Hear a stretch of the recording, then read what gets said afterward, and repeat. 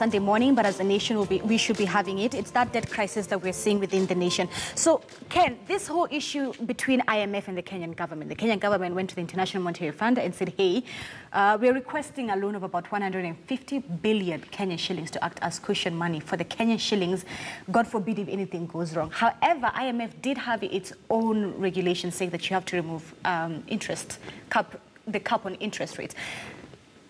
When you heard of that announcement, what were your thoughts, especially on that factor of what IMF had to say? Well, I've always been for removing of the interest rate cap because since 2016, when it was implemented, banks just stopped lending to the private sector.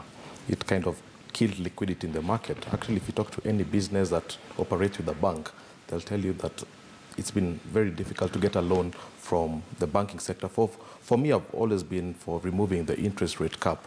Oh, so you're for the abolishment of it? Oh, absolutely, absolutely. The numbers bear the fact. If you look at private sector credit, right, it's come down from 22% to 3%. So it's not working for anybody, and that's the reason they had to remove it. Obviously, they still have to think of other ways of managing banks and how they charge. Yes, because then banks could then take advantage of Kenyans. Absolutely, and they're going to replace it with what they call a consumer protection bill. And I think that makes more sense because what was happening before was no bank could lend a risky SME at 14% when government paper was at 13%. It was a no-brainer. So for me, it made sense to remove it. But for the IMF in general, I think it's a good question about IMF's relationship with Kenya.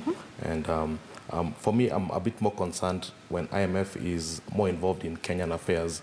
I miss the Kibaki days when Kenya Revenue Authority could raise enough revenue for the country and we didn't have to depend on so much debt, so much loans from the IMF. The IMF was created to be able to provide support in terms of shocks. So the money they give you is not really meant to be used in normal time, maybe in crisis times. Right. So it has a purpose, but for me, it should not be the institution that drives a country's economic agenda. That should not be its case. Dr. Edward, you're shaking in agreement. Yeah. I mean, what we needed to do as a country was to do a lot of research around interest rate caps. 76 countries around the world have put that cap, and it's supposed to protect the consumer. So I think we entered into an interest rate capping methodology without, first of all, doing a lot of research around it. First of all, it's not a very bad thing, so long as it's implemented in the way it should be. Because what it does, it's supposed to protect the consumers. So I think we entered into the interest rate capping system without actually understanding where we were going and without supporting with a lot of research. Because if you study it globally, you'll realize that around 76 countries implement it in one form or the other. And in some instances, it is successful. It is very successful. So we really need to come up with a methodology of trying to understand and trying to do research around whether this is a good thing or is it a bad thing. Obviously, from what the IMF is saying, is that it has stopped growth into the private sector. But that has not been supported because actually what the banks and the financial institutions have done, they've put a lot of additional fees on top of everything. So that's what makes it difficult for SMEs to borrow.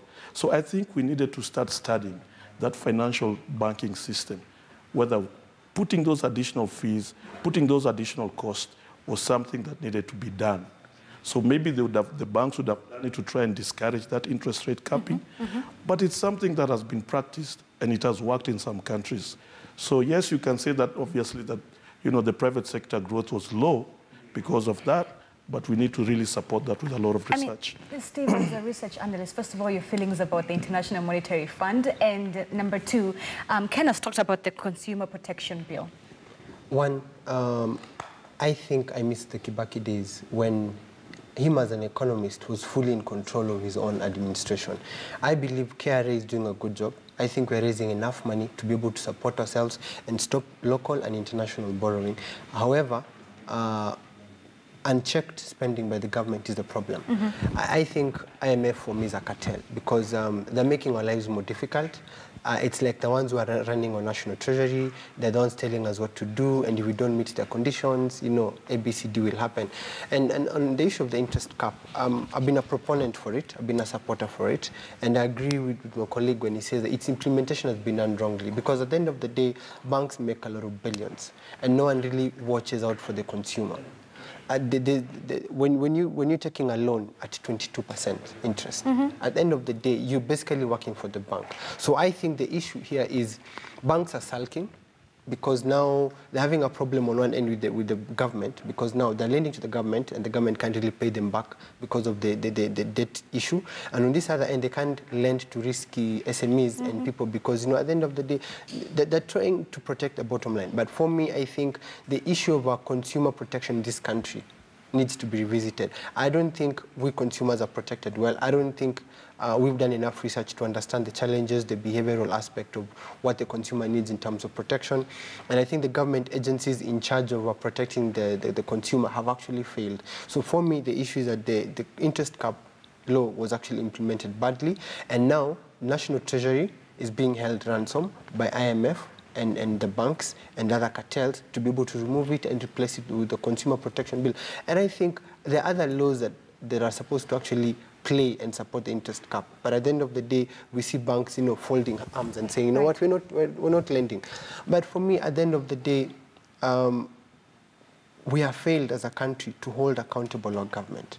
We have enough money to pay off our debts, ensure that the devolution units are actually functioning properly, and have enough left to be able to do proper projects. When you spend all the money you're getting onto a project that will take 100 years to recover, like the SGR, for example, or developing roads that do not connect the farmer to the markets, or connecting roads that do not connect one country to another in terms of labor movement, then where are we heading as a country? Right. I'm glad you, Steve, you touched on the issue of devolution, because as a nation, about 20 counties have not received the funds that were supposed to be set out for them. And counties such as Kilifi, to mention a few, Kilifi, Busia, and Taita Taveta, the county staffs have still not received their salary from February, apparently because Treasury has not yet released the funds, rather, for those specific counties. Ken, you touched on the issue of the Consumer Protection Bill. You're the one who brought it afloat. As a nation, does Kenya have clear policies when it comes to vulnerability?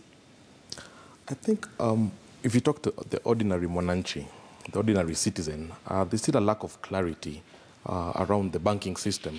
In fact, the ordinary person will tell you that they depend more on SACCOs than even on banks, truth be told. True. If you think about what does consumer protection mean, consumer protection just means that whatever you're signing on the dot, you fully understand it. And a lot of people still don't fully understand. It's a problem in the banking sector, it's a problem in the insurance services sector. So to answer your question, it's not fully appreciated. There's room for a lot more to tighten and have better policies. Of course. All right, Dr. Edward, are you of the same school of thought? Yeah, I mean, he's right. But I really want to support what Steve Biko is talking about in terms of austerity measures that the government should undertake and reduce government spending. I think it's high time that the government sits down with all its experts and says, look, we are spending recklessly. We need to cut down on our expenditures. We need to look for ways to raise revenues so that at least this country can start having an economic growth trajectory. So really, consumers could only be protected if we start cutting down on wasteful expenditure. Normally the word is wasteful expenditure. And I also think that this government has reached a point where austerity measures should now be put in place. Physical consolidation should also be put in place so that we reduce all these expenditures that are wasteful. There are so many wasteful projects that we have which could be termed as white elephants, or whichever terminology that you want to use. Exactly. I'm glad you touched on the issue that the government should have an honest talk with themselves. Yes. Come and sit down and say, this is a certain cause that we have. Back in 1996, the former minister, Simeon Achai, had the guts to come out and say, listen, we are broke. It is what it is. We are broke. However, CS Henry Rotich has said that government can never be broke, but we're in a deficit of about 84 billion Kenyan shillings. Is it because maybe he fears being sacking? And the reason why I say that is because you've touched on how the government should first be honest with itself and say, we have a problem. Yeah. No, I mean, it's reached a point where everybody's seeing, I mean, wasteful expenditure has been the norm in this country for quite some season right now. And I think it's now high time that we start thinking about what is it that we need to do. Remember recently they were talking about MP's mileage. That was going to about, is it 600 million or whatever it is. I think that money could have actually been put into some useful expenditure. So we really need to cut down on that wasteful expenditure. And let's talk to ourselves. Let's not keep on doing things that we've repeated over a period of time. Let's start cutting down on areas where the government is spending unnecessarily. And I'm glad you said that, because also, Steve, earlier on you touched on the issues that there are certain seats within the Constitution that are not there but are there now, such as the Chief Administration Office. They will need security, they'll be put on payroll, they will need cars, etc., and it's all going to come back and bite the taxpayer. And we still can account for about 40 billion Kenyan shillings. Not to mention, you did raise 3-4 counties that have not received the money, and you're seeing politics actually coming in and playing a key role in denying Kenyans the rightful their salary, because the county belongs to a different political outfit. And for example, Kilifi or Busia. But the unfortunate bit is we have a government that is not willing to follow the law, a government that's not willing to actually have an honest talk with itself and say, look here, we don't have enough money and we are running broke. When the deputy president comes to Western Kenya and dishes out money randomly, no one is actually asking where is he getting that money from. Right. At the end of the day, I mean, we have institutions meant to ensure that particular projects in schools or education institutions are carried out. But when I come and dish out money and tell them, go buy a school bus or go buy this, then you're actually making a mockery of structures that are meant to actually account for money raised. So at the end of the day, as a country, we have failed ourselves as citizens. And two, at the end of the day, I think KRA is doing more than enough, and now we're going to see more issues because now KRA is actually being pushed. And I think a while back we had leaders who were honest, like Nyachai. Now when you know CS Rotich is, I think, afraid of stepping, of saying the truth. Of talking the truth, because his bosses are living a lifestyle that shows that we're actually very well off. But at the end of the day, we are not. And unless and the other unfortunate bit is Parliament has failed us, because Parliament should be able to set the ceiling on how much money to be spent by individual government agencies. All right, we have Dixon, who is joining us by way of phone from Karen. Dixon, good morning. What are your thoughts on the conversation that we're having here in studio? Good morning. I think it's a very interesting conversation, and I agree with most of the points being made, but let me just say this. There was a technical error that was made when the interest capping was done by both Parliament and the government, and also the banks. Never have we had any floor being set on deposit rates. We always cap the lending rate, and it has worked. But this time around, somebody allowed the setting of a floor for the... What is normally supposed to happen is when you cap the lending rate, then deposit rates fall. The banks keep their margin, and they're able to lend. But you put a squeeze on the banks. That is, you have a lending cap and you have a deposit cap. So you have 14% lending, 8% minimum deposit. So that somebody even with 10,000 is able to get 8% interest. That doesn't work.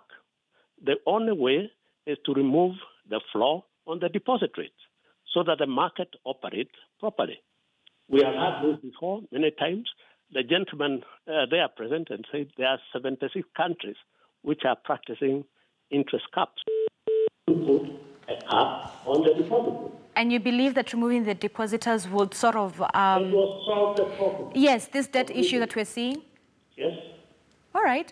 Thank you so much, Dixon. It will solve the problem.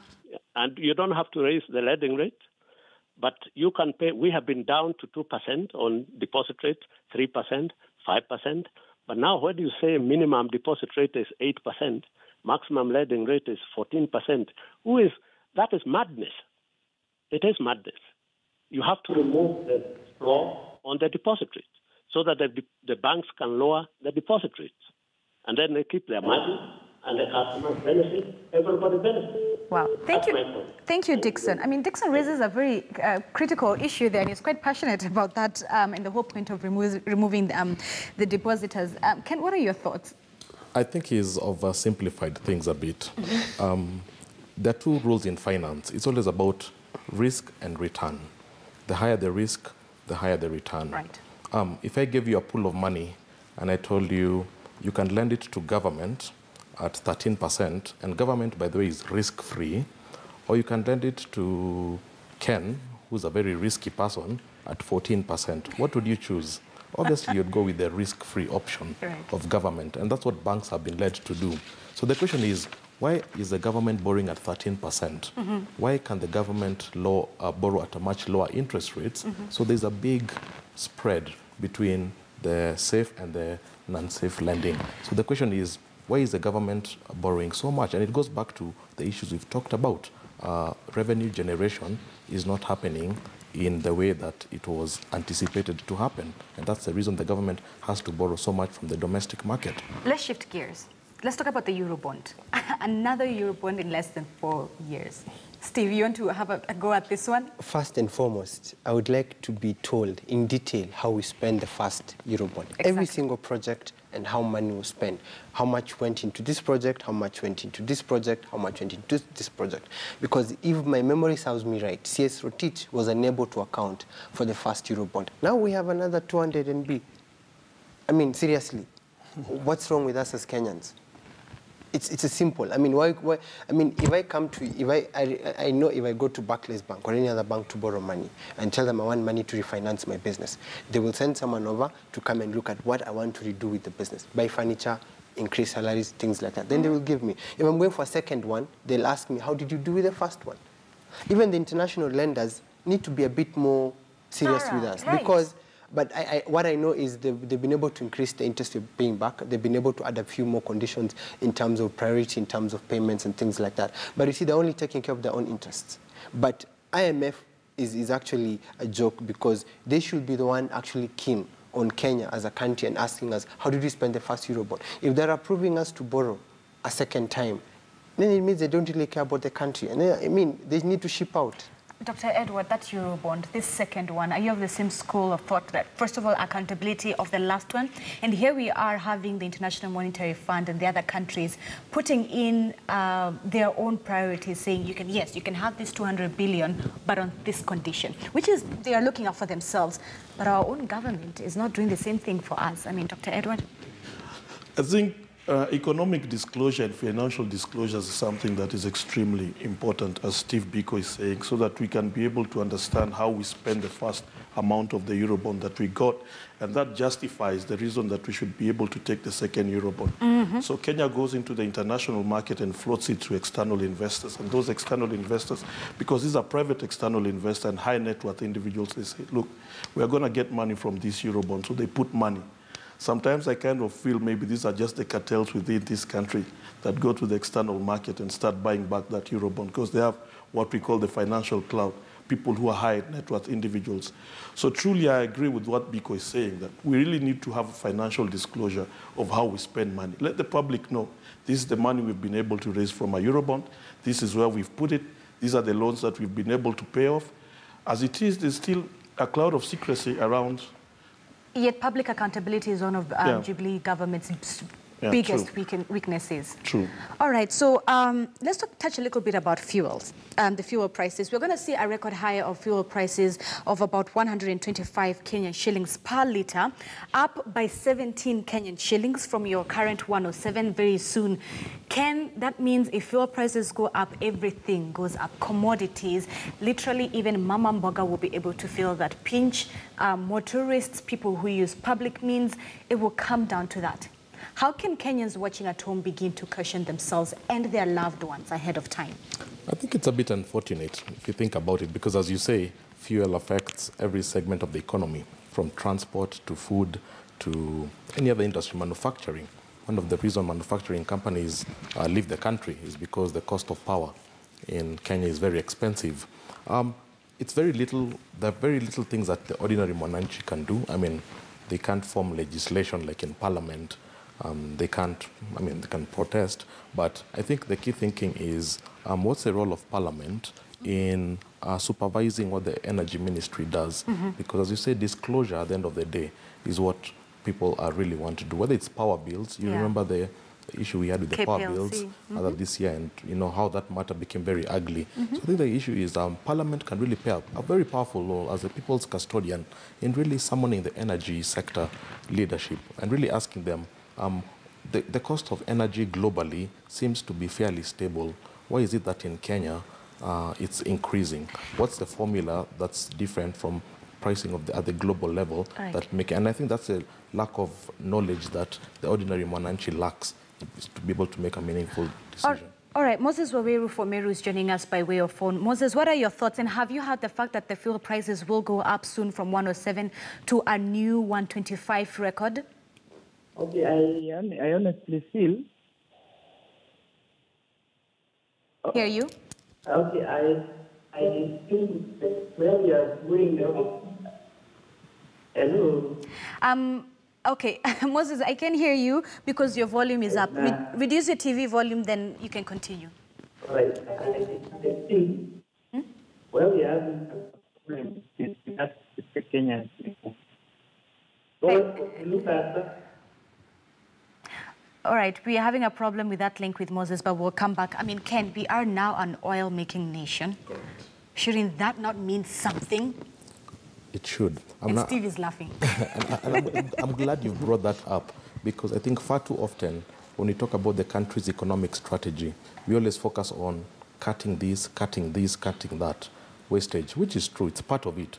But for me, I'm always keen on the attacking part of the strategy. Where is the innovation? What are the game changers in the country? Oil in Turkana, for example. How quickly can we make money out of that? Then you have renewable energy.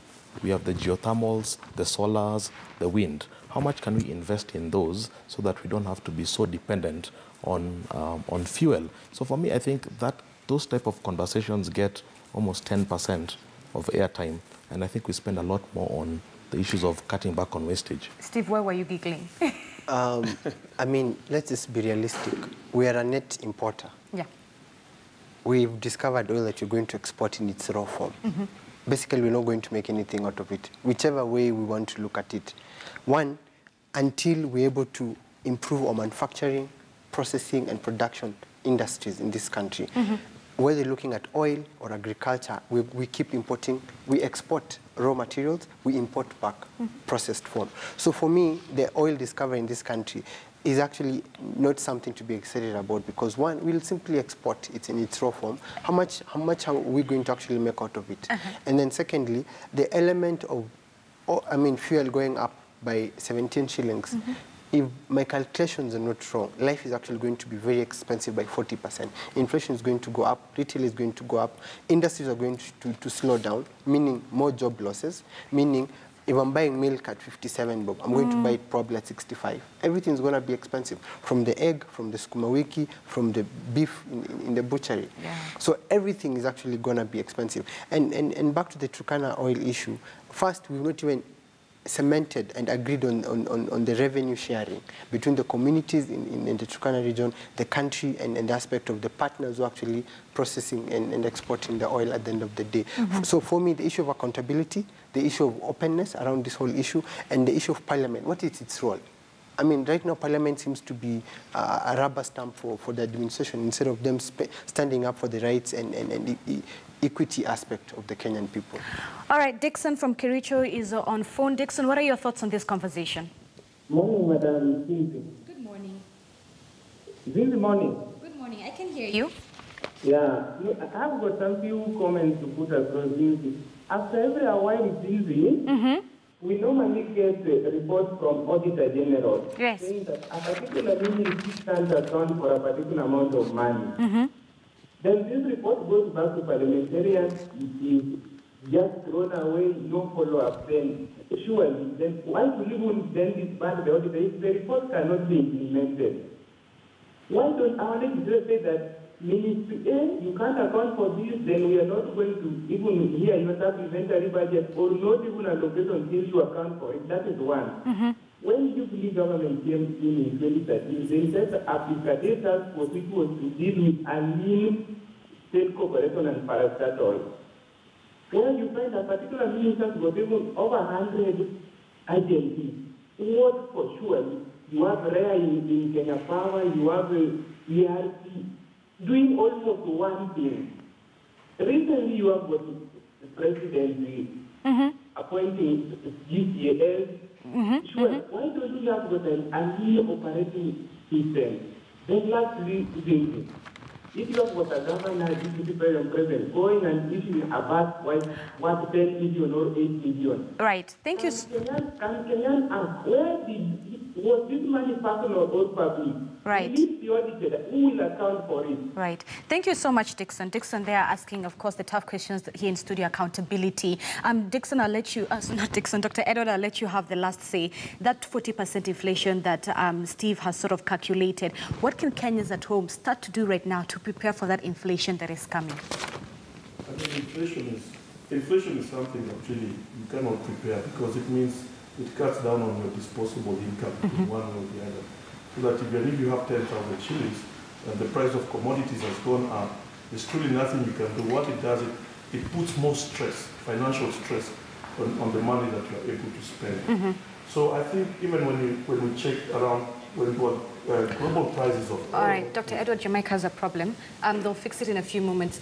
Steve, I'll let you jump onto that. How Kenyans can... It's going to be very difficult to prepare or to caution ourselves against what's coming. The high debt, the lack of proper management, the embezzlement of funds, lack of accountability. We're not concerned about what's happening. We're yet to keep complaining, but we don't seem to want to look for solutions. For me, I think the issue is to look at the devolution units, demand accountability from there, and have the voice raising up, going all the way up. But I think the one thing that we can do is be able to budget for the little that we have. All right, Steve, Ken, and Dr. Edward, thank you so much for your time on this Sunday morning. The three gentlemen here helping us understand where we are as a country when it comes to our economic status and how we can prepare ahead of time. And thank you so much for watching Weekend Express. Up next is Bank